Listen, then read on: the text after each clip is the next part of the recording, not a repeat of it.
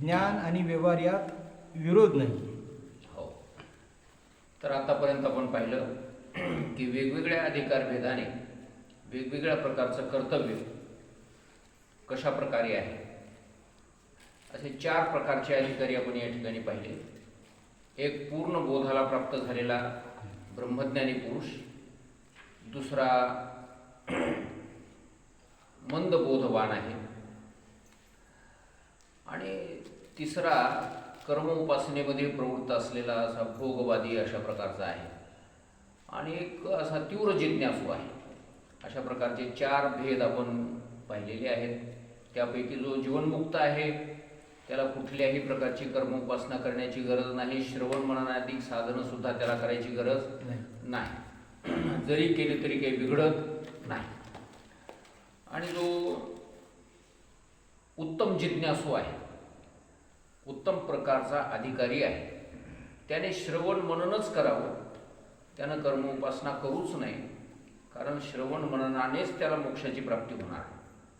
तिसऱ्या क्रमांकाचा जो आहे मंद जिज्ञासू, त्यालाही मोक्षाची इच्छा आहे, तोही श्रवण मननामध्ये प्रवृत्त आहे. मग आता फिरून त्याने पुन्हा कर्म करायचं नाही, कर्म उपासना करायची नाही, कारण तो आरूढपतीत होण्याची शक्यता आहे. आणि चौथ्या क्रमांकाचा जो आहे त्याला ब्रह्मज्ञानाची किंवा मोक्षाची इच्छा नाही. विहित कर्म करावेत आणि इहलोकातले आणि परलोकातले फल भोगावेत, अशा प्रकारे भोगाची तीव्र इच्छा आहे. त्याने सकाम कर्म उपासना करावी, अशा प्रकारचं विश्लेषण आतापर्यंत आपल्याला ऐकायला मिळालं. तर आता ज्ञानवानाचे जे व्यवहार घडतात ते कसे घडतात, तर केवळ प्रारब्ध बलात, प्रारब्धाच्या योगाने ज्ञानी पुरुषाचे सर्व व्यवहार घडतात. त्या ज्ञानी पुरुषाच्या व्यवहारामध्ये कुठल्याही प्रकारचा आग्रह नसतो किंवा कुठल्याही प्रकारची कर्तृत्व बुद्धी नसते, कुठल्याही प्रकारचा अहंकार नसतो, आणि म्हणून ते केलेले कर्म त्याला कुठल्याही प्रकारची बाधा पोचवू शकत नाही. अशा प्रकारचं विश्लेषण आता इथून पुढे आपल्याला ऐकायला मिळणार आहे. ज्ञान आणि व्यवहार यात विरोध नाही. ज्ञानवान आत्मा असंग जाणून देहादिकांचा भोजनादी व्यवहार किंवा जनकाप्रमाणे अधिक राज्यपालनादी व्यवहार करतो. ज्ञानी हा सर्व व्यवहार करतो. भोजनाधिक व्यवहार त्याचे घडतात. त्याचप्रमाणे तोही नेत्रीप आहे, श्रवणी ऐकतो आहे, परी तेथीचा तो नोहे नवल देखी. ज्ञानेश्वर महाराज सांगतात, तोही डोळ्याने पाहतो, तोही कानाने ऐकतो, तोही सर्व प्रकारच्या इंद्रियांचे व्यवहार करतो. पश्यन शृण्वन स्पृशन जिग्रन नश्नन गच्छन स्वपन श्वसन प्रलपन विसूर्यन गृह्णन निमिषन निमिषन नपी इंद्रियाणी इंद्रियार्थेषु वर्तंत इति धारयन. अशा प्रकारे सर्व इंद्रिय आपापल्या व्यवहाराबरोबर आपापल्या विषयाबरोबर व्यवहार करतातच, पण ते सगळे व्यवहार घडूनही त्या ब्रह्मज्ञानी पुरुषाने ते व्यवहार केले असं आपल्याला म्हणता येणार नाही. सर्वसाधारण व्यवहार असो, भोजनाधिक जे नित्य कर्म आहे जे करावंच लागते, शरीर आहे तोपर्यंत भोजनाधिक व्यवहार करावंच लागतात. आणि जे अजूनही जनकासारखे काही मोठे व्यवहार असतील, राज्यकारभार आहे किंवा अजून दुसरं कोणतं काम आहे, तर तेही व्यवहार त्याच्याकडून जरी घडले तरी त्याचा आणि त्या व्यवहाराचा कुठल्याही प्रकारचा संबंध असत नाही. ज्ञानवान आत्मा असंग जाणून देहादिकांचा भोजनादी व्यवहार किंवा जनकाप्रमाणे अधिक राज्यपालनादी व्यवहार करतो, कारण ज्ञानाचा आणि व्यवहाराचा विरोध नाही. हो, ज्ञानाचा आणि व्यवहाराचा विरोध नाही. ज्ञानी पुरुषाला व्यवहार घडूच नये असं शक्य नाही, कारण व्यवहार हा शरीराने घडणारा आहे, व्यवहार हा मनाने घडणारा आहे, आणि याचा निश्चय आहे की मी आत्मा आहे, मी ब्रह्म आहे. म्हणून ब्रह्मस्वरूप असलेला जो आत्मा तो असंग आहे, निर्विकार आहे, हा त्याचा निश्चय आहे. आणि म्हणून आत्म्याकडून हा व्यवहार घडत नाही. हा व्यवहार कोणाकडून घडतो? शरीराकडून घडतो. प्रकृती करी कर्मे, तुमच्या आमच्याबद्दल ज्ञानेश्वर महाराज सांगतात, प्रकृती करी कर्मे आणि ती म्या केली म्हणे भ्रमे. मग येथ करता येणे नामे बोलिजे जीव. हे प्रकृतीकडून होणारे कर्म मी केले असं म्हणलं की त्या कर्माचा हा कोण झाला? कर्ता झाला. लग्नाचा मंडप घालणारा दुसराच असतो, लग्न लावणारे दुसरेच असतात, लग्न दुसऱ्याच लागत असतंय. पण हा त्या मुलीचा बाप जो असतो ना, हे एवढं मोठं लग्न कोणी केलं म्हणते? मी केलं. मी केलं म्हणते.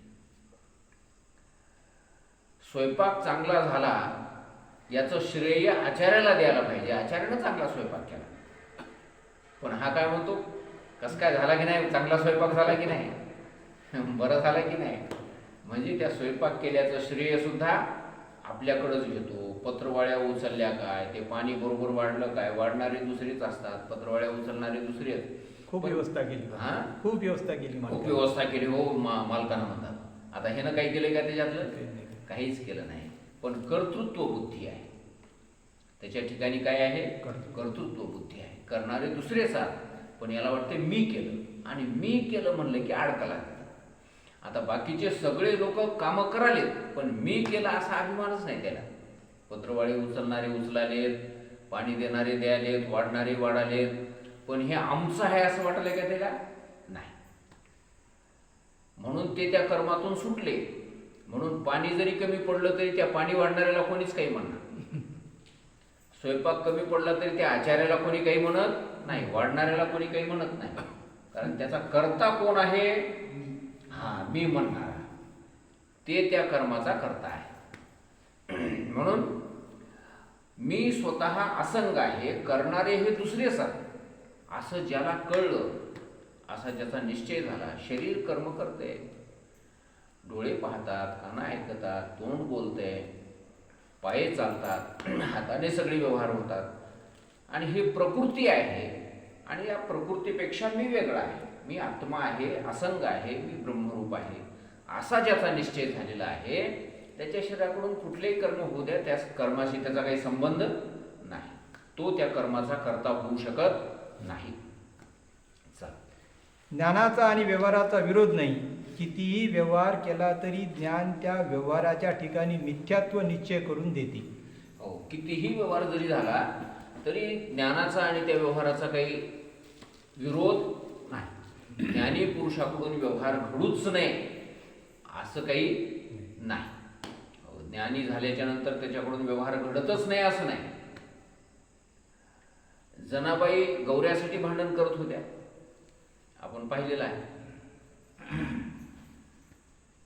ज्ञानेश्वर महाराजांना भिक्षा मागावी लागली. उदरनिर्वाहासाठी हे सर्व कर्म करावेच लागतात. पण ज्ञानाचा आणि त्या व्यवहाराचा कुठल्याही प्रकारचा संबंध नाही.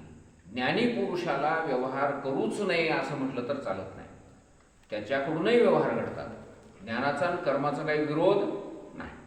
चला, किती व्यवहार केला तरी ज्ञान त्या व्यवहाराच्या ठिकाणी मिथ्यात्व निश्चय करून देते. हो, आपण उत्पन्न झाल्याबरोबर संसाराच्या ठिकाणी असलेल्या सत्यतेचा नाश करणे एवढे ज्ञानाचे काम. बस त्या ज्ञानाचं काम काय आहे की हे घडणारा सर्व व्यवहार मिथ्या आहे अशा प्रकारचा निश्चय करून देणे हे काम कोणाचं? ज्ञानाचं. मग कोणताही व्यवहार घडो, तो व्यवहार मिथ्या आहे एवढंच आम्हाला म्हणायचं. त्या ज्ञानानं काय होतंय, हा सगळा व्यवहार खोटा आहे, मिथ्या आहे असा निश्चय होऊन ते ज्ञान निघून जातं. मग व्यवहार कोणता घडाला आहे हे महत्वाचं नाही. कोणताही व्यवहार घडो, त्याच्याबद्दलचा मिथ्यात्व निश्चय करून देणे एवढंच त्या ज्ञानाचं काम आहे. संसाराचे स्वरूप नष्ट करणे हे ज्ञानाचे काम नाही. संसाराचं स्वरूप नष्ट करणे हे ज्ञानाचं काम नाही. ज्ञान काय म्हणते, ही वस्तू मिथ्या आहे एवढंच ज्ञान सांगते. मग ते ज्ञान ह्या वस्तूला नष्ट करीत नाही, तशीच राहते. हा, वस्तू तशीच राहते. पण ती वस्तू खरी आहे का खोटी आहे एवढंच ते ज्ञान सांगत असते. त्या चित्रपटावर दिसणारे चित्र ज्ञानी माणूस म्हणतो की हे सगळं खोटं आहे. मग ते चित्र दिसायचे बंद होतात काय? आपल्या मनामध्ये त्याच्याबद्दल खोटेपणाचा निश्चय असते की नाही? असतो. तिथं एकूण एकाला मारून घेतात, बंदुकीच्या गोळ्या काय घालतात, धडाधड माणसं मरतात, रक्तबंबाळ होतात, तरी पण माणसं हौसेनं पैसे देऊन बघायला जातात. ते मेलेली माणसं, हो, मरणारे माणसं बघायला जातात. म्हणजे ते चित्र जे आहे ते खोटे आहेत हा मनामध्ये निश्चय असतो. ज्ञानी माणसाच्या ठिकाणी असलेलं ज्ञान त्या चित्रांना खरं समजत नाही. आणि काही काही माणसं त्या चित्रालाही खरं समजणारे आहेत. असं सांगतात कोणीतरी एक असा खेड्यातला माणूस पहिल्यांदाच गेला ते चित्रपट बघायला, सिनेमा बघायला, आणि ते घोडं आलं म्हणून पळून पळत पळत तिकडून. घोडं आलं तर ह्याच्याजवळ काठीच फेकून मारली, माझ्या अंगावर येते बाबा म्हणून. आता ते काय खरं घोडं आहे का ते? हो, कितीही जोरात जरी ते घोडं पळत आलं आपल्याकडं, तरी ते पडदा सोडून अलीकडे इंचभर तरी येते का ते? पडदा सोडून इंचभरही अलीकडे येत नाही, आणि पडद्यापासून पलीकड दूर इंचभर सुद्धा जात नाही. कितीही समुद्र असा खवळला, त्या पडद्यावर दिसू लागला समुद्र खवळलेला, तरी ते पाणी आपल्यापासून येते नाही येत. आणि कितीही दूर गेला ते समुद्र, तरी पण पाणी आपल्यापासून ते पडद्यापासून दूर जात नाही. तर ज्ञानी पुरुषाचं काय म्हणणं आहे, त्या ज्ञानाचं काय म्हणणं आहे, कोणतीही वस्तू दाखवा त्या वस्तूला मी खोटं म्हणणार, एवढं ज्ञानाचं काम. तर मिथ्यात्व निश्चय करणे, मिथ्यात्व निश्चय करून देणार, एवढंच त्या ज्ञानाचं काम आहे. ती वस्तू नष्ट करणे हे ज्ञानाचं काम नाही. समजा एखादा महाराज आला, कीर्तनकार केलं, कीर्तनकार महाराज घरी आले, कीर्तन झालं, कीर्तन झाल्याच्या नंतर एका खोलीमध्ये झोपायला गेले. घर मालक आणि महाराज दोघं जण खोलीमध्ये झोपले. झोपताना त्या घर मालकानं आपल्या खिशामध्ये 100 रुपयाची नोट ठेवून खुंटीला अडकून ठेवलं शर्ट. महाराजाने आपलं शर्ट त्याच्या शेजारच्या खुंटीला अडकवलं. दोघही जण झोपले. सकाळी जागे झाले. जागा होऊन त्या मालकानं खिशामध्ये पाहिलं तर काय 100ची नोटच नाही. तर रात्रभर कोणी खोलीमध्ये आलं नाही. मग आता त्या घरमालकाचा काय निश्चय झाला? महाराजाने घेतले, कारण दुसरं तर कोणी इथं आलं नाही. मग आता मनामध्ये जरी हा कीर्तनकार असला, कीर्तन करीत असला, खूप चांगलं करीत असला, हो, प्रवचन करता येत असलं, विचार सागर सांगता येत असला, तरी पण हा कोण नाही? महाराज नाही, असा काय झाला मनामध्ये निश्चय झाला. मग पुन्हा कधी समजा आता 100 रुपयासाठी कुठं वांदे करा, जाऊ द्या, घेतली तर घेतली. पुन्हा गावकऱ्याच्या आग्रहानुसार गावात बोलविण्यात आलं, पुन्हा कीर्तन करायला सुरुवात केली. हाही ऐकायला गेला, पण ऐकत असताना सुद्धा मनामध्ये निश्चय काय आहे की हा महाराज नाही. ज्ञानाचं काम एवढंच आहे, ही वस्तू सत्य आहे का मिथ्या आहे एवढंच सांगणे कोणाचं काम आहे? ज्ञानाचं काम. महाराज, त्या अशा ज्ञानी पुरुषाला व्यवहार घडत असताना आनंद भेटतो का नाही? हा, त्याला या व्यवहारापासून आनंदही होईना आणि दुःखही होईना. मग याला बाद समाधी अधिकरण म्हणतात. हा. बाद होणे, बाद होणे हेच म्हणतात. हा, याचंच नाव बाद होणे. बाद संसाराचा काय झाला? बाद झाला. जरी दिसत असला, मग या संसाराचं जरी दुःख झालं तरी ते खोटच आहे. जरी संसारात आनंद मिळाला तरी ते कसं आहे? आनंद तो भोगतो, पण आनंद भोगतानाही तेही पूर्णाची पोळी खाते. त्याला पूर्णाच्या पोळीचं काय वावड आहे का? पहिलं जसं खात होता तसंच आताही खाते, पण पूर्वी खात होता हे सत्य आहे असं समजून. आणि आता म्हणतो की हे सगळे कर्म कसे आहेत? मिथ्या आहेत, शरीराकडून घडणारे कर्म आहेत. मी या कर्मापेक्षा अलिप्त आहे, वेगळा आहे, असा त्याचा निश्चय असतो. माऊलीनेच म्हणले की डोळ्यानं पाहतो, कानानं ऐकतो, भोजन करतो. हो. तर अशा प्रकारे ज्ञानाकडून होणारे सर्व कर्म, ज्ञानाचं एवढंच काम आहे त्या कर्माला काय समजणे? मिथ्या समजणे, बस. त्याचा विरोध करणे नाही. त्या महाराजाला संपवून टाकणे हे त्या घरमालकाचं काम नाही. त्या महाराजाला शिक्षा देणे किंवा संपवून टाकणे, नष्ट करणे हे त्या ज्ञानाचं काम नाही. हो, त्याच्या ज्ञानाचं एवढंच काम आहे की हा महाराज सत्य का मिथ्या एवढंच सांगते ते ज्ञान. त्याप्रमाणे हे संपूर्ण व्यवहार, संपूर्ण संसार, चांगला असो या वाईट असो, हा मिथ्या आहे एवढंच सांगणं त्या ब्रह्मज्ञानाचं काम आहे. पूर्वी जे सत्य, आज जे आपल्याला सत्य वाटते हे त्यावेळेस काय वाटत नाही? सत्य वाटत नाही, एवढाच फरक. नाटकामध्ये एकाला पुरुषाचं काम चांगलं जमतंय, एकाला स्त्रीचं काम चांगलं जमतंय. दोघाला पती पत्नीचं काम नाटकामध्ये करायला सांगितलं, दोघांनी अगदी मस्त छानपैकी पती पत्नीचं काम केलं, हुबेहूब अगदी राजा राणीसारखं काम झालं त्यांचं. खरंच आहे की असं वाटू लागलं. त्यांच्यावर संकट आले की लोक रडू लागले, त्यांचा आनंद झाला की लोकांना आनंद होऊ लागला, एवढं हुबेहूब सगळं. पण नाटक संपल्याच्या नंतर त्या बाईचा निश्चय आहे का हे नवरा माझा आहे म्हणून? नाही. बरं, त्या भावाचा तरी निश्चय आहे का ही माझी पत्नी आहे म्हणून? नाटक चालू असताना तसं काही नसतं हो, त्यांचं. नाटक चालू असतानाही काही नसते. नाटक चालू असताना सुद्धा त्याला वाटत नाही मी हिचा नवरा आहे म्हणून. हो, नवऱ्यासारखी बतावणी करतो तो, पण मनात निश्चय असतो की माझा आणि हिचा काही संबंध नाही. ती सुद्धा त्याच्यासोबत पत्नीसारखं वागते नाटकात, पण वागत असतानाही तिच्या मनामध्ये निश्चय आहे की हा माझा पती नाही. बस याचंच नाव आहे ज्ञान, याचंच नाव आहे मिथ्यात्व निश्चय. तसे हे सगळे जगातले व्यवहार करत असताना आज शेत आपल्याला आपलंच आहे असं वाटतंय का लोकांचं आहे असं वाटतंय? पक्क बसले. पक्क आहे की नाही? हो. ही एक ढाळा जर इकडे तिकडे जर कुणीकडे सरकला तर माणसं भांडण करतात, मारामारी करतात. धुऱ्याला बसतात काय झालं? हो, धुरेपुरीत बसतात लोक. गुडघे फूट ज्यूस. हा, म्हणजे तर हा जो माझच आहे असा जो निश्चय आहे, हा निश्चय नंतर राहत नाही. बरं, हे खरं खरं काय आहे? खरं कोणतं आहे? माझच आहे हे खरं आहे का हे आपलं नाही हे खरं आहे? नाही हे खरं आहे. ज्ञानाचं काम हेच आहे की जी वस्तू जशी आहे तशी दाखवणे. हे आपलं नाही तर आपलं नाही म्हणून समजून सांगणे, हे ज्ञानाचं काम आहे. ही वस्तू आपली आहे तर आपली म्हणून सांगणे. स्वतःच आत्मस्वरूप समजल्यानंतर बाकीचं सगळं नाही. बस बस, आत्मा हा माझा आहे, मी आत्मा आहे, अहम ब्रह्मास्मी. त्याच्याशिवाय इतर सगळं जग हे कसं आहे? प्रकृती आहे, माया आहे, मिथ्या आहे, असा त्याचा निश्चय होतो.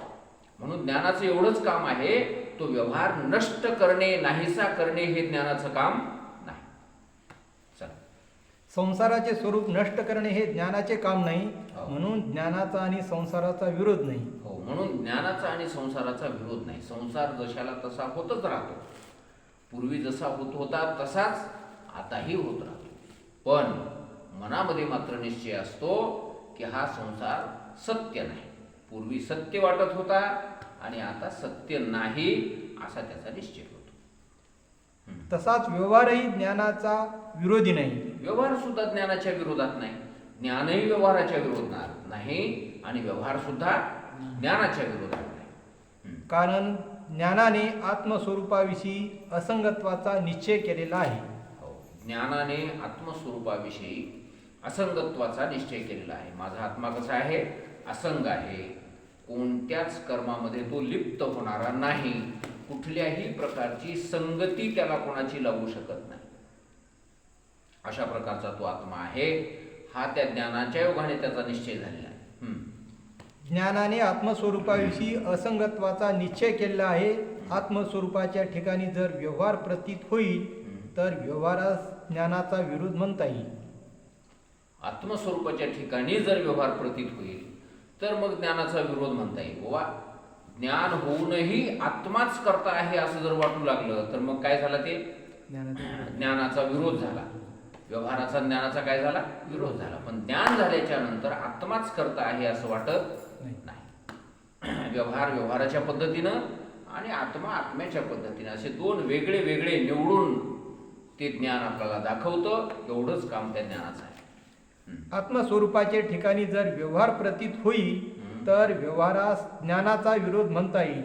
हो, ज्ञान झाल्याच्या नंतरही जर व्यवहार दिसू लागला आत्म्याच्या ठिकाणी तर मग ज्ञान होऊनही व्यवहार दिसाचलाय, मग दोघांचा काय होईल? विरोध होईल. पण तसं होत नाही. विद्वानास आत्म्याच्या ठिकाणी व्यवहार प्रतीत होत नसून संपूर्ण व्यवहार देहादिकांच्या ठिकाणी प्रतीत होतो. हो, विद्वानाला मात्र आत्म्याच्या ठिकाणी व्यवहार प्रतीत होत नाही. माझा आत्मा कसा आहे? या सर्व व्यवहारातून अलिप्त आहे असं त्याला कळतंय. आणि हे सगळे व्यवहार देहादिकांचे व्यवहार आहेत. पाहणे हा व्यवहार डोळ्याचा आहे, ऐकणे हा व्यवहार कानाचा आहे, बोलणे हा व्यवहार तोंडाचा आहे. हे ज्याचे त्याच्या हवाली ते करून मोकळा होते. ह्यात मी करता नाही. माझा आत्मा तर याच्यावरून अलिप्त आहे, असंग आहे. आत्म्याशी व्यवहारासहित देहादिकांचा संबंध नाही. आत्म्याशी व्यवहारासहित देहादिकांचा संबंध नाही. हो, देहादिकांचा व्यवहारासहित संबंध आत्म्याशी नाही. व्यवहाराशी नाही, देहादिकाशी नाही. हा. या बोधाने ज्ञात्याचा संपूर्ण व्यवहार चालत असतो. हो, याच बोधाने आत्मा हा अलिप्त आहे, याच बोधाने ज्ञात्याचा सर्व व्यवहार चालत असतो. ज्ञानी पुरुष कोणताही व्यवहार मी केला असं म्हणून तो कधी म्हणत नाही, किंवा माझ्याने झाला असं तो कधी म्हणत नाही. तर त्या व्यवहारापासून तो अलिप्त राहून व्यवहार करत असतो.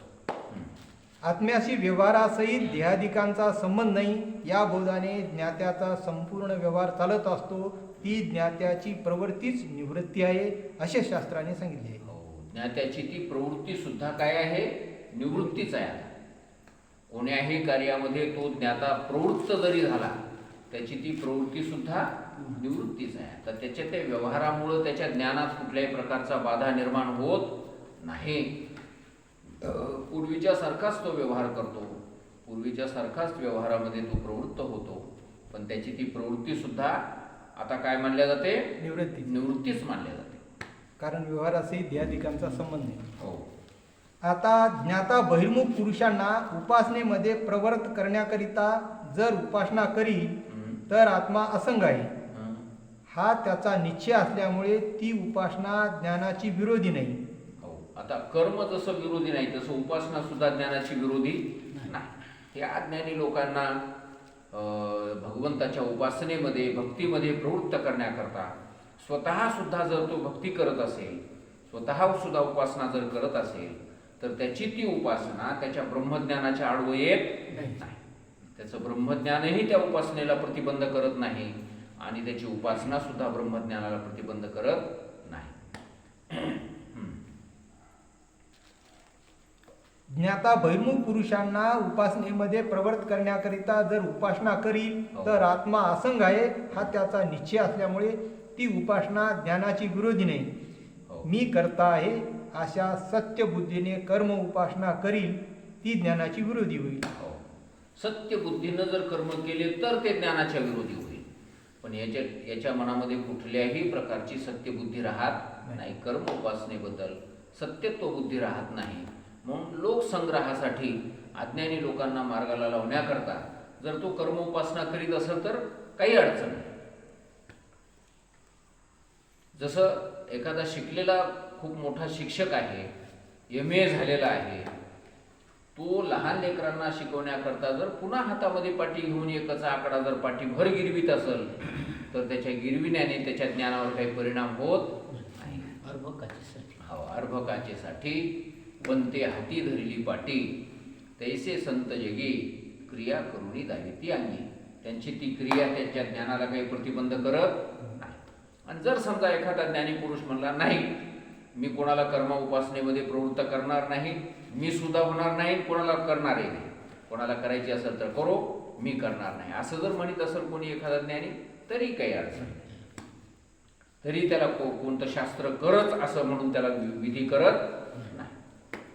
मी करता आहे अशा सत्य बुद्धीने कर्म उपासना करील ती ज्ञानाची विरोधी होईल. आत्मस्वरूपाविषयी दृढ असंगत्व निश्चय कर्म उपासनेने निवृत्त होणार नाही. आत्मस्वरूपाविषयी दृढ असंगत्व निश्चय कर्म उपासनेने निवृत्त होणार नाही. कर्म उपासना केल्याच्या योगाने आत्म्याच्या ठिकाणी असलेला जो असंगत्वाचा निश्चय आहे तो काही निवृत्त होणार नाही. असंगत्वाचा निश्चय आहे ते आहेच. मग कितीकही कर्म उपासना करा, कितीकही काय कर्म करायचे असतील तेवढे करा, पण त्याच्यामुळे त्या आत्मज्ञानावर त्याचा काही परिणाम होणार नाही. म्हणून आभासरूप कर्म उपासना दृढ ज्ञानाचे विरोधी नाही. म्हणून आभासरूप कर्म उपासना, हे सगळ्या कर्म उपासना ज्ञान झाल्याच्या नंतर जे घडणारे आहेत त्या कर्म उपासना कशा आता आभासरूप आहेत. आणि त्या आभासरूप असलेल्या कर्म उपासना ज्ञानाच्या विरोधी नाहीत. हो. भासमानच आहे ते. भासमानच असल्यामुळे ते आपल्याला काही विरोध करू शकत नाही. म्हणून आभासरूप कर्म उपासना दृढ ज्ञानाचे विरोधी नाही, असे जनकाचे कर्म आभासरूप आहे. आत्मा असंग आणि व्यवहार देहादिकांचे धर्म असे जाणून विद्वान क्रिया करतो. हो, आत्मा असंग आहे आणि देहादिकांचे धर्म काय आहेत? कर्म करणे हे देहादिकांचे धर्म आहेत. असं दोन वेगळ्या वेगळ्या पद्धतीने आत्मा तो आत्मा आणि देह तो देह, प्रकृती ते प्रकृती, अशा प्रकारे वेगळेपणाने जसं ज्ञानेश्वर महाराजांनी वर्णन केलंय, वारियाचे या धारसा पडिनला कोंडाका नुरेची जैसा. वाऱ्याच्या धारेवर आपण ते भूस आणि बी एका जागी मिसळलेलं ना, तरी भूस बीज एकवट पण त्याला आहे घनवट. तर ते उधळायला आपण लागतो. शेतकरी माणसं काय करतात? भूस आणि बीज एका ठिकाणी मिसळलेलं त्या वावडीवर उभं राहून उधळतो आपण, वाऱ्याच्या धारेवर धरतो असं नीट त्याला. आणि त्याच्या योगाने काय होतंय? त्या बीजामध्ये भूस जे मिसळलेलं असतं किंवा भुसामध्ये बीज जे मिसळलेलं असतं, दोन असे एकमेकामध्ये मिसळलेले आहेत. जसं संसार हा सत्य वाटायला लागला आणि सत्य हे संसारातलंच वाटायला लागलं, असे दोन्ही मिसळलेत आपले. भूसन बी मिसळलेले आहे. कोणता संसार कोणता देव, दोन्हीला आपण एकाच पारड्यात घातले. संसार जितका खरा तितकाच देव खरा, आणि देव जितका खरा तितकाच संसार खरा, असं आपलं मिसळ होऊन बसली एकाच जागी. दोन्हीला एकच भाव झाला आपल्याकडं. पण वाऱ्याच्या धारवर धरल्याच्या नंतर जसं भूस काय होते? उडून जाते आणि कणाची रास तयार होते. कणाचा अपैसा राशीवा जोडे, ज्ञानेश्वर महाराज म्हणतात. कणाची रास तयार होते. त्याप्रमाणे हे विवेक, हा विचार, तसं विचार हेच वारं आहे. समजा या ठिकाणी सुटलेलं हे विचाराचं वारं आहे, आणि या विचाराच्या वाऱ्यावर हे संसाराचं भुसकट आणि ब्रह्म किंवा आत्मा हे कण, हे दोन्ही एका जागी मिसळलेले हे या विवेकरूपी वाऱ्याच्या धारेवर धरल्याच्या नंतर संसाररूपी भुसकट काय होते? उडून जाते आणि आत्मा ब्रह्म या कणाची रास तयार होते. म्हणजे भुसकट हे फुलकट आहे. संतांनी सांगितलंय, फलकट तो संसार, येथे सार भगवंत. सार म्हणजे सत्य भगवान आहे, आणि फलकटासारखा मिथ्या कोण आहे? संसार आहे. म्हणून दोन वेगळे वेगळे आहेत. संसार ज्या लेवलचा त्याच लेवलचा देव नाही. पण आज आपलं कसं झालंय? संसार ज्या लेवलचा, ज्या सत्तेचा, त्याच सत्तेतला देव आहे. संसाराला जी किंमत आहे तीच आपल्या मनामध्ये कोणाला किंमत आहे? देवालाही किंमत आहे. उलट संसाराला जरा जास्तच किंमत आहे आणि देवाला त्याच्यापेक्षा काय आहे? जरा कमी किंमत आहे. मला रोज जर देवाला पाणी घालणं गेलं तर देवाचा कोप होईल, आणि कोप झाल्यावर मग आपल्या संसाराचा काय करून टाकेल? ते वाटोळ करून टाकेल. म्हणून देवाला धरून राहावं लागते बापू, देवदेव करावं लागतंय, तर बरं राहते माणसाच्या जन्मात. म्हणजे आता संसार महत्वाचा झाला का देव महत्वाचा झाला? संसार महत्वाचा झाला. संसारासाठी देवदेव करायचं. देवदेव हे काय झालं? साधन झालं, आणि संसार हे काय झाला? साध्य झाला. देव करावं म्हणून बरेच दिवस आले. हा, देवदेव माळ घातली तेव्हापासून बरं झालं बघा म्हणतात माणसं. देवदेव करायलंय, भजना कीर्तनाला चाललंय, वाईट व्यसनातून सुटलं तेव्हापासून बरं झालं बघा म्हणतात. आणि ह्याच्यासाठी देवदेव करणे हा माणसाच्या मनातला काय असो? निश्चय असतो. म्हणून तर पाणी पडणार गेलं की भंडारा करा, अजून दुसरं काही झालं की हे करा. आता या भंडाऱ्यामध्ये पाणी पडणं महत्वाचं का ते भंडारा करणं महत्वाचं आहे? पाणी महत्वाचं पाण्यासाठीच सगळं आहे. हा, पाण्यासाठी म्हणाला. मग देवाची भक्ती जे करालो आपण घागरीच्या घागरी त्या देवाच्या डोसक्यावर, त्याला बरं वाटायला की नाही कोणास ठाऊक त्या देवाला. पण घागरीच्या घागरी त्या डोक्यावर वाहलो आपण, घर परत सगळे माणसं घागरी घेऊन चालले पाणी पडावं म्हणून. मग ती देवा करता ती भक्ती आहे का पाणी पडावसाठी याच्यासाठी भक्ती आहे ती? पाणी पडवण्यासाठी. पाणी पडणं याच्यासाठी भक्ती आहे. म्हणजे पाणी पडणं देवापेक्षाही काय आहे, महत्वाचं आहे. आरोग्य मिळावं म्हणून डॉक्टरकडे जातात माणसं का उगाच त्या डॉक्टरला संसार चांगला चाला बाबा, त्याचंही बरं व्हावं, त्याला आयतं बसून खायला मिळावं म्हणून माणसं डॉक्टरकडे जातात. आरोग्य भेटावं आपल्याला. डॉक्टरचा संसार चांगला चालवायची कोणाला काळजी आहे? काय गरज आहे, मरणा का तिकडं. पण आपण बिमार झाल्याच्या नंतर आपली बिमारी दुरुस्त डॉक्टरकडे गेल्याशिवाय होत नाही, म्हणून माणसं काय करतात, डॉक्टरकडे जातात. डॉक्टरसाठी कोण डॉक्टरकडे जाईल? मला 6 महिने झालं डॉक्टरकडे गेलो नाही बाबा, मला कसं होत असेल त्याचं, त्याला चहा पाणी तरी मिळत असेल की नाही कोणास ठाऊक. चला म्हणलं आता गेले ते गेले 100-500 देऊनच येतो त्या डॉक्टरला, असं म्हणून कोणी जाते काय? नाही जात. मग आता डॉक्टर महत्वाचा आहे का आपली बिमारी कमी होणं महत्वाचं आहे? बिमारी कमी. बिमारी कमी होणं महत्वाचं आहे. डॉक्टर काय महत्वाचं आहे? बिमारी कमी होण्यासाठी डॉक्टर. जर समजा एखाद्याची घरीच बिमारी कमी झाली, काला डॉक्टरकडे जाते? त्याप्रमाणे आपण देवाकडे चाललो कशा करता? संसार. लेकराची ताप कमी होऊ दे, ह्याची हागूनच कमी होऊ दे, म्हशीनं दूधच देऊ दे, गाईनं दूध देऊ दे. ह्याच्यासाठी आपलं देवदेव करणं चालू आहे. मग आता देवासाठी देवदेव आहे का त्या म्हशीसाठी देवदेव आहे? म्हशीसाठी आहे. मग म्हैस महत्वाची का देव महत्वाचा? म्हैस महत्वाची. म्हैस महत्वाची. म्हणजे संसारापेक्षाही कमी किंमत कोणाची ठरविली आपण? देवाची. पण इथं असं आहे की देव हा सत्य आहे, बाकी सर्व संसार काय आहे? मिथ्या आहे. संसाराची संसाराला वेगळी सत्ता आहे आणि देवाची देवाला वेगळी सत्ता आहे. देव आणि संसार एका लेवलला कशाचा आलाय? हो, संसारापेक्षा खालची लेवल तर नाहीच नाही, पण संसाराच्या बरोबरीचा सुद्धा देव नाही. संसारापेक्षा कितीतरी उंचीवरचा तो देव आहे. तर असं वेगळेपणाने समजणे, याचं नाव काय? खरा परमार्थ कळणे. त्याला खरा परमार्थ घडला.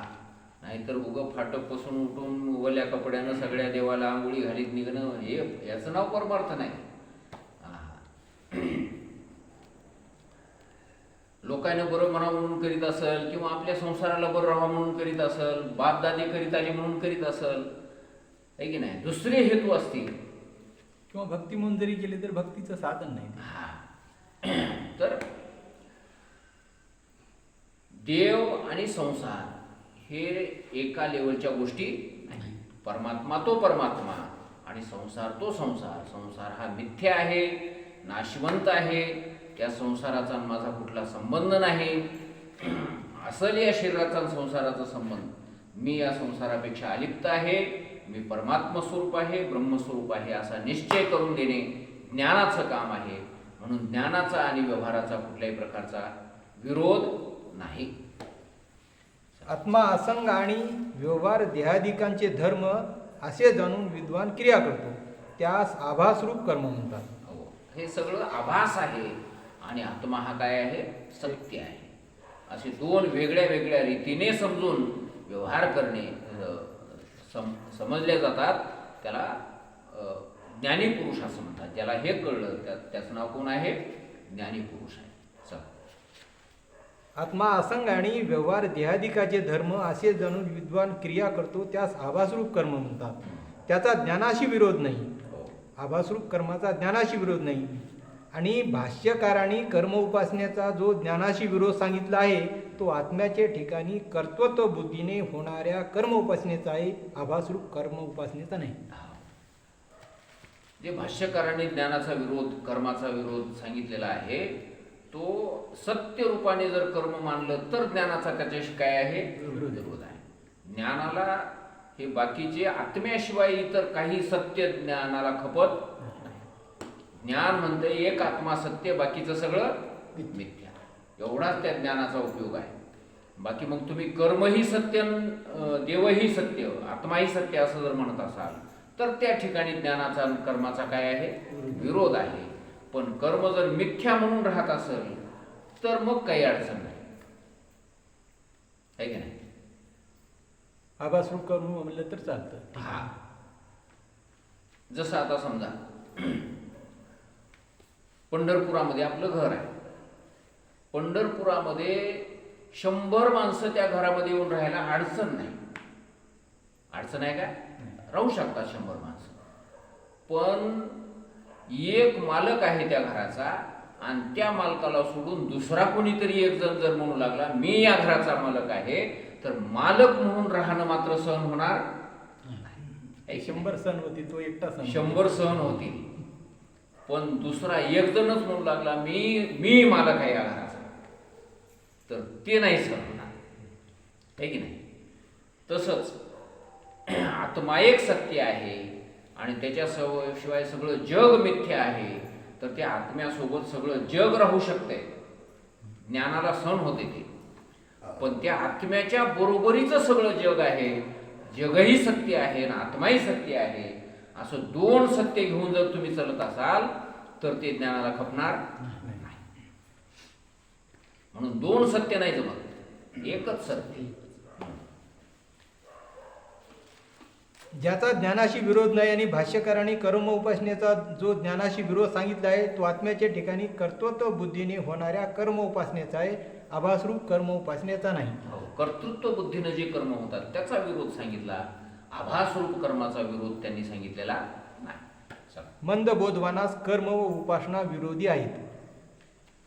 आता मंद बोधवानाला कर्म उपासना हे काय आहे? विरोधी आहेत. कसे विरोधी आहेत त्याचं आपण चिंतन करू. मंद बोधवानास आभासरूप कर्म उपासना ही विरोधी आहेत, कारण संशयासहित बोधास मंद बोध म्हणतात. आत्मा असंग आहे किंवा नाही असा संशयवान जो पुरुष त्याने वारंवार आत्मा असंग आहे मधला किंचित मात्रही कर्तव्य नाही याच अर्थाचे चिंतनाने तो संशय निवृत्त होऊन त्यास दृढ बोध होईल आणि कर्म उपासना करील तर उत्पन्न झालेला मंदबोध निवृत्त होऊन मी कर्ता भोक्ता आहे असा विपरीत निश्चय होईल. आता ज्याला मंद बोध आहे, आत्म्याचं तेवढं निश्चित अशा प्रकारचं ज्ञान झालेलं नाही. आत्मा असंगच आहे की काय खरंच त्याला या कर्माचा वगैरे संग लागतो, अशा प्रकारे डावळडोळ जर होत असेल, समजा संशयग्रस्त जर मन असेल, तर अशा संशयग्रस्त असलेल्या आत्म्याबद्दलचे संशय जर असतील तर हे श्रवण मनन करूनच त्यानं ते संशय निवारण करायचे, कर्म उपासना करायची नाही. आणि जर श्रवण मनन न करता तो जर पुन्हा कर्म उपासनेमध्ये प्रवृत्त झाला तर त्याला आरूढ पतित म्हणण्यात येईल आणि ते खाली घसरल्याच्या नंतर पुन्हा त्याचा संशय तर दूर जाणारच नाही. पण काय होईल? उलट आत्मा आणि तो परमात्मा आणि मी याच्यामध्ये भेदच आहे अशा भेद दृष्टीनेच कर्म उपासना करावं लागते. देवाची पूजा करत असताना, त्याची उपासना करत असताना कोणती निश्चय असला पाहिजे? आपला भेदाचा निश्चय असला पाहिजे. तो देव एक वेगळा आहे, मी त्याची उपासना करणारा त्याचा भक्त आहे, असा वेगळेपणाचा निश्चय, भिन्नपणाचा निश्चय मनामध्ये असला तरच काय होते? कर्म उपासना होते. आणि याच्या ठिकाणी त्या आत्म्याबद्दलचा संशय आहे, तो जर कर्म उपासनेत प्रवृत्त झाला तर भेद बळकट होईल का भेद नाहीसा होईल? भेद बळकटच होणार. कर्म उपासना जर त्याने केली तर त्याच्या मनातला भेद जो आहे तो बळकटच होणार आहे. आणि म्हणून कर्म उपासना न करता त्याने जर ज्ञानाचीच उपासना केली, ज्ञानाचीच साधना केली, श्रवण मनन निदिध्यासन, तर ते मनातले संशय काय होतील? नाहीसे होऊन जातील. समजा एखाद्या गोष्टीबद्दल जर संशय आला तर त्याच गोष्टीचं काय करावं? माणसानं पुन्हा पुन्हा चिंतन करावं, पुन्हा पुन्हा विचार करावा, म्हणजे ते मनातला संशय काय होईल? निघून जाईल. समजा एखाद्या महाराजाबद्दल जर संशय आला तर त्या महाराजाच्या जवळ जा, त्याच्या जवळून पहा, त्याला विचारा, प्रश्न विचारा, त्याला आपल्या मनात निर्माण झालेल्या शंकाबद्दलचं विचारा. त्याच्या जवळ गेल्याशिवाय आपल्या शंका कशी काय भेटतील? आणि जर परस्पर दूर त्याच्या तोंडाला त्याच्या तोंडाला असं जर करीत राहिलो, एक तर संशय मिटणार नाही आणि वरचीवर तो संशय बळावत जाईल, शंका बळकटच होत जाते. म्हणून आत्म्याबद्दलची जर शंका असेल तर आत्म्यालाच समजून घेण्याचा प्रयत्न करा. ज्या वस्तूबद्दल शंका आहे त्या वस्तूला समजून घ्यावं. समजा एखादं गणित जर आपल्याला येणं गेलं तर हे गणित आपल्याला येत नाही असं ज्याला वाटालंय त्यानं इतिहासाचं पुस्तक वाचल्यानं गणित सुटणार आहे का त्याला? गणितच पाहिजे. त्यानं काय करावं लागेल? तेच गणित सोडविण्याचा प्रयत्न करावा लागेल. महाराज, एखाद्या विद्वानाला भेदच नसतो, मग तो उपासना करताना थोडा भेद जर नसेल त्याच्या मनामध्ये, अभेदच असेल, तर त्याची उपासना केली हे नाटकच होईल ना. नाटकच आहे की ते, नाटकच आहे ते. ज्ञानानंतर मी हे सर्व मिथ्या करतो आहे, तुझं मज नाही भेद केला सहज विनोद, तुकाराम महाराज म्हणतात. सहज विनोद केला. विनोद म्हणजे काय राहते? खरं राहते. विनोद म्हणजे खरा नसतो. विनोद म्हणजे एक नाटकच आहे ते. म्हणून ज्ञानी पुरुषानं जर समजा देवाची भक्ती केली, पूजा केली, अर्चा केली, हे त्याचं एक काय आहे? एक नाटकच आहे ते. त्यात खरेपणा नाही. जसं ज्ञानेश्वर महाराजांनी म्हटलंय, देव देऊळ परिवारू की जे कोरुणे डोंगरू, तैसा भक्तीचा व्यवहारू का नोहावा. आता वेरूळच्या लेण्या जर आपण पाहायला गेलो तर त्या ठिकाणी कैलास लेणे आहे. कैलास लेणं, तर त्या कैलास लेणं जे आहे ते महादेवाचं मंदिर आहे. त्या मंदिराची सुरुवात कळसापासून करण्यात आली. ते मंदिर कसं बांधले? कळस अगोदर तयार केला. माळामध्येच कोरलेलं मंदिर आहे ते. माळच कोरीत आणला वरून खाली. आधी कळसच कोरला, मग त्याच्या भोवतालची सगळी बाजू काढून टाकली, मग त्याच्यानंतर खाली घुमट तयार केला, भोवतालले सगळं ते काढून टाकलं. असं करीत खाली पायापर्यंत, आणि मग मंदिर सगळं असं साचा तयार झाल्याच्या नंतर मग मंदिरामधला गाभारा कोरून काढला, मग त्याच्यामध्येच पिंड तयार केली, आणि त्याच मंदिराच्या दरवाजाला त्याच दगडाचा एक ते द्वारपाळ उभा केला. समोर नंदी त्याचाच उभा केला. आता हे सगळं देऊळ आणि परिवार एकाच दगडाचा तयार केलेला, दुसरा दगडच नाही. मग आता त्या एकाच दगडामध्ये एका ठिकाणी आपण अभिषेक करायला लागलो, त्याच दगडाच्या एका पायरी केलेली आहे, त्या पायरीवर पाय द्यायला लागलो. दगडात फरक आहे का काय? ज्या दगडाची पिंड आहे त्याच दगडाची पायरी आहे. त्या पायरीवर पाय देणं चालू आहे आणि त्या पिंडीवर जाऊन दुधाचा अभिषेक करणं चालू आहे. हा व्यवहार घडाला की नाही? पण मनामध्ये निश्चय असा आहे की ज्याच्यावर मी पाय द्यालो तो लिंगाचाच एक भाग आहे, आणि ज्याची पूजा करालो तो पायरीचाच एक भाग आहे. हे सगळं एकच आहे असा निश्चय मनात असून सुद्धा आपण तो व्यवहार करतोच की नाही? मग तो व्यवहार खरा आहे काय? तो व्यवहार खरा नाही. मग त्या ठिकाणी एक नंदी दिसालाय. नंदी हा कसा आहे? सेवक आहे त्या महादेवाचा, आणि द्वारपाळ 2 दाराला उभे टाकलेले दिसाले. म्हणजे हे सुद्धा त्या महादेवाचे काय आहेत? द्वारपाळ आहेत. आणि हे मंदिर आहे, त्याला राहायचं हे घर आहे, आणि मध्ये महादेवाची पिंड आहे. अशा प्रकारे वेगळ्या प्रकाराने ते मंदिर आपल्याला दिसाले, मंदिरातल्या प्रत्येक वस्तू. पण मुळामध्ये जर पाहिलं तर ते सगळ्या मंदिरातल्या परिवारासहित सगळं मंदिर कशाचं बनवलंय? एकाच दगडाचं बनवलेलं आहे. त्याप्रमाणे ज्ञानेश्वर महाराज म्हणतात, भक्ती जर करायची असेल तर असं का घडू शकणार नाही? असं का घडू शकणार नाही? मनामध्ये निश्चय एकतेचा आहे, तरी पण वरून काल्पनिक पद्धतीनं जर एक देऊळ आहे, एक भक्त आहे, एक महादेव आहे, अशा भिन्न रूपाने जर मनामध्ये कल्पना करून जर भक्तीचा व्यवहार करायचा ठरला तर का होणार नाही?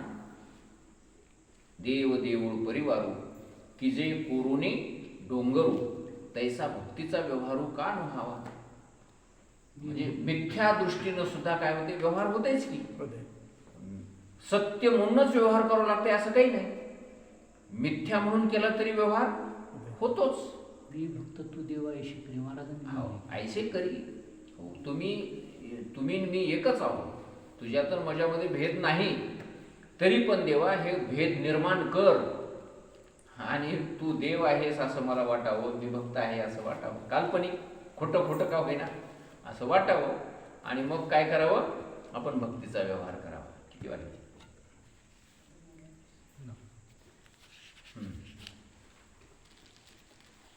तर थोडं एक वर रे.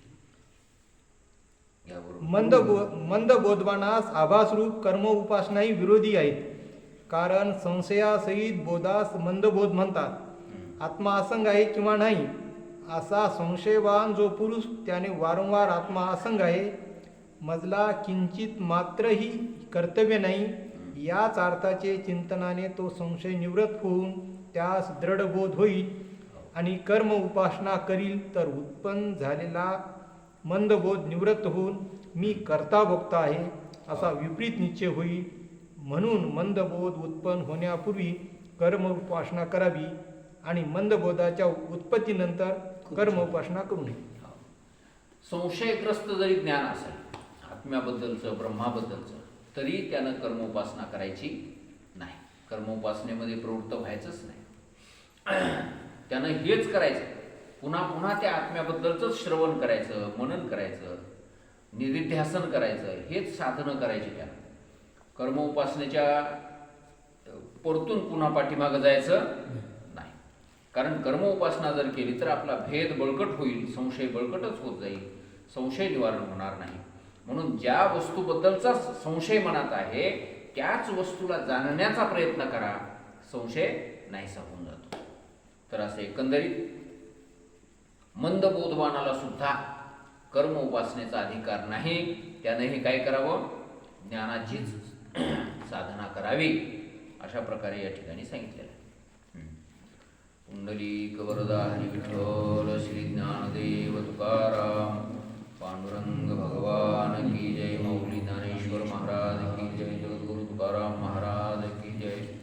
श्री संत माधवबुवा महाराज की जय. श्री संत मोतीराम महाराज, गुरुवर्य मौली महाराज.